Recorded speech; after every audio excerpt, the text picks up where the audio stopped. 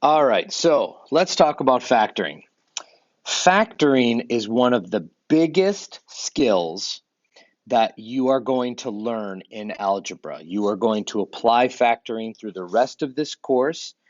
It doesn't come up a ton in geometry, but it'll definitely come up a lot in Algebra 2 when you eventually get there. It's a very important skill. The word factor is actually a verb and a noun. When we're talking about factor as a noun, we're talking about products. We're talking about things that are multiplied together. So the factors of any polynomial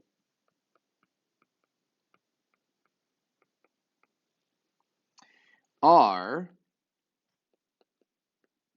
the polynomials that can be multiplied together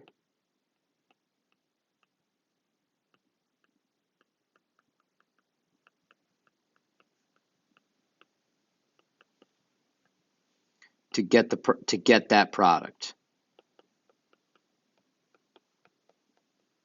It's the things that you multiply together, okay? So the factors of like 5 are 1 and 5. Those are the factors. That's the noun. Factor, the verb, is to break down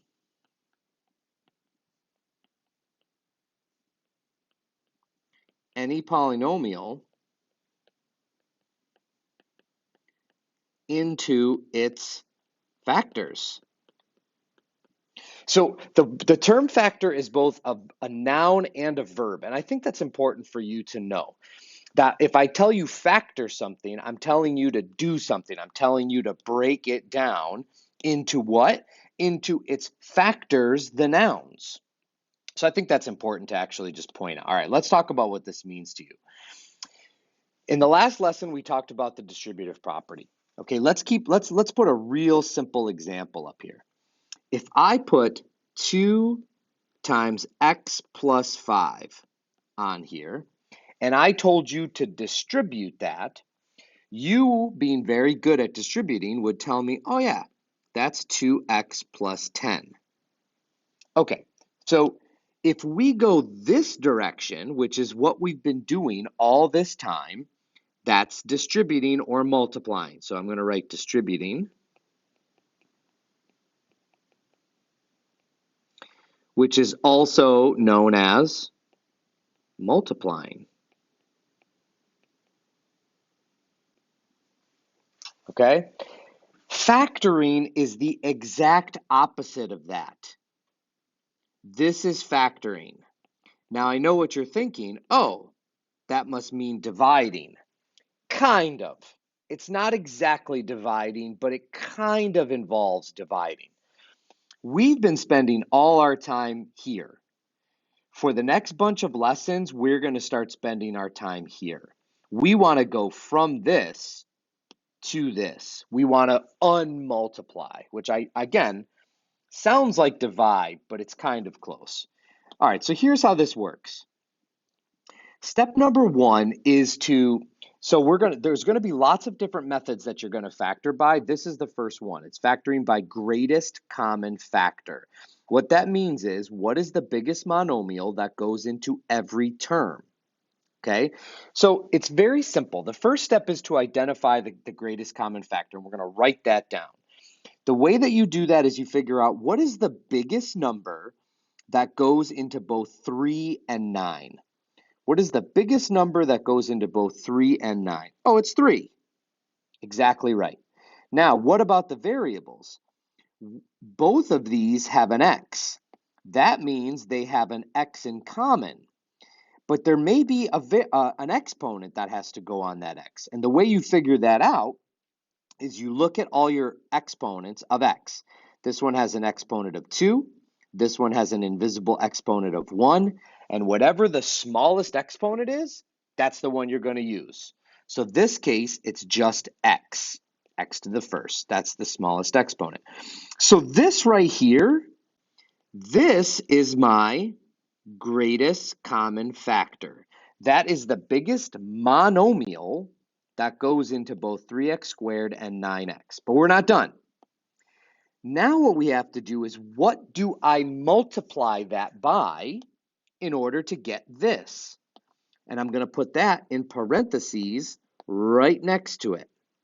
So what do I multiply 3x by in order to get 3x squared? I multiply it by just x. 3x times x gives me 3x squared. Plus, what do I multiply 3x by in order to get 9x? I multiply it by 3. And so this is the factored form right here. That's the factored form. Okay, so the GCF gets written on the outside of the parentheses, and then on the inside of the parentheses is whatever you multiply it by in order to get this. That's what it looks like. Okay, let's try another one. This one's a little bit more complicated. So let's say, I've got 8x to the fourth y minus 6x squared y squared plus 10x to the third. Okay, don't panic. We got to find the GCF. We're going to do it one step at a time. Let's start with the numbers. 8, 6, 10. What is the biggest number that goes into 8, 6, or 10? It's 2. So I'm going to write down 2. Now let's look at our variables. This one has an x. This one also has an x. This one also has an x. They all have an x in common. What about the exponent? X to the fourth, x squared, x to the third. Smallest exponent is 2. I'm going to take 2.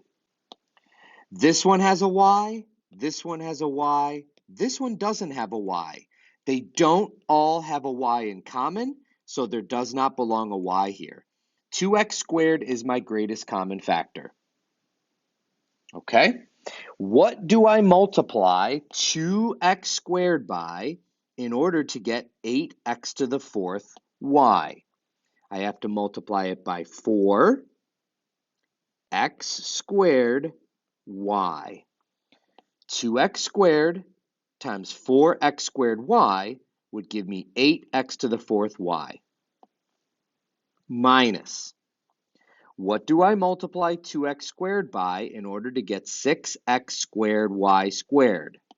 I would have to multiply it by 3y squared. The x squared is already in the greatest common factor, so I don't need to multiply that by anything. So 2x squared times 3y squared would be 6x squared y squared.